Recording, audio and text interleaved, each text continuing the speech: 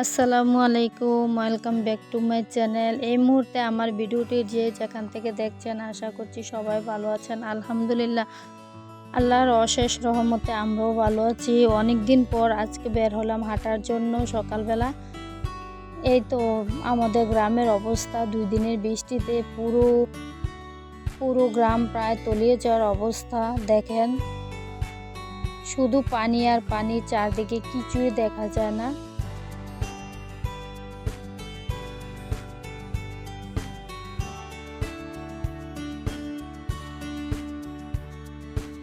মানুষ মাছ ধরছে। হাঁটা শেষ করে বাড়ি এসে এই তো ঘর গোছগাছ করে নিলাম, ঘরটাকে ঝাড়ু দিয়ে নিলাম।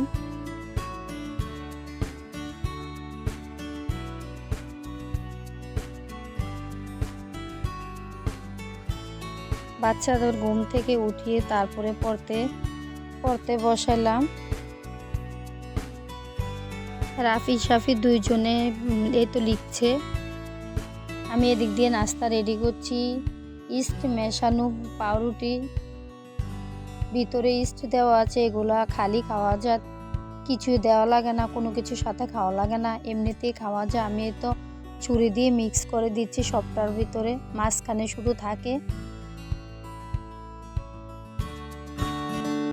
আবার বৃষ্টি শুরু হয়ে গেল। এই তো বৃষ্টির মধ্যে বাচ্চাদেরকে নিয়ে স্কুলে গেলাম। বাচ্চাদের আজকে পরীক্ষা, রাফি এবং সাফি দুইজনেরই আজকে পরীক্ষা ছিল। রাফি সাফিকে স্কুলে দিয়ে আমি চলে আসলাম বাড়িতে।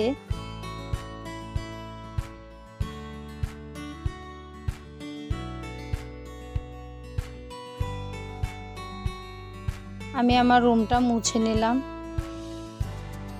আপনাদের মনে করিয়ে দেওয়ার জন্য বলছি, এই পর্যন্ত যদি আমার ভিডিওটি আপনারা দেখা থাকেন, প্লিজ ভিডিওতে একটি লাইক দিবেন, আমার চ্যানেলটি সাবস্ক্রাইব করে আমার পাশেই থাকবেন,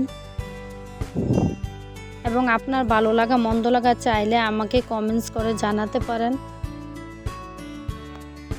এদিকে দুপুরের খাবার জন্য বিরিয়ানি পাক করব, এজন্য এখানে আগে থেকে কেটে ধুয়ে হাড় মাংস সহ নিয়েছি। তারপরে এখানে দিয়েছি পেঁয়াজ বাটা, আদা বাটা, রসুন বাটা।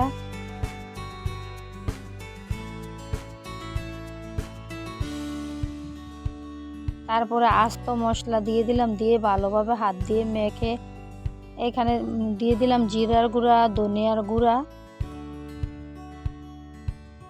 বিরিয়ানির মশলা দিয়ে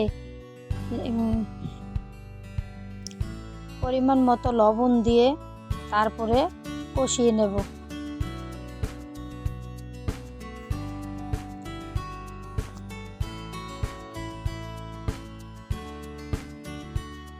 এই তো কষানোর মাঝখান দিয়ে আগে থেকে টক দই ফেটিয়ে রেখেছিলাম, এটা দিয়ে দিলাম। অফ ক্যামেরা আমি 3 থেকে 4 বার ঢাকনা তুলে নেড়ে ছেড়ে দিয়েছি। আগে থেকে ধুয়ে রাখা চাল ডাল এখন মাংসের সাথে মিক্স করে নেব। তারপরে যে পরিমাণ চাল দিয়েছি তার ডাবল পানি দিয়ে দিব। বিরিয়ানির সাথে দেওয়ার জন্য আলু ভেজে নিলাম হালকা একটু লবণ দিয়ে।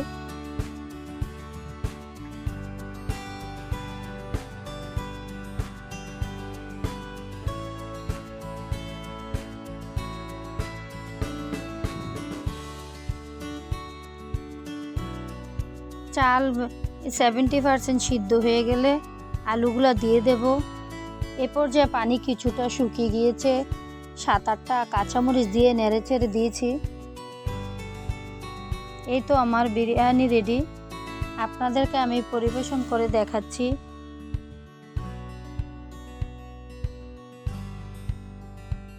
অল্প সময় ঘরে থাকা অল্প উপকরণ দিয়ে মূলত রান্না করেছি আমরা নিজেরা খাওয়ার জন্য।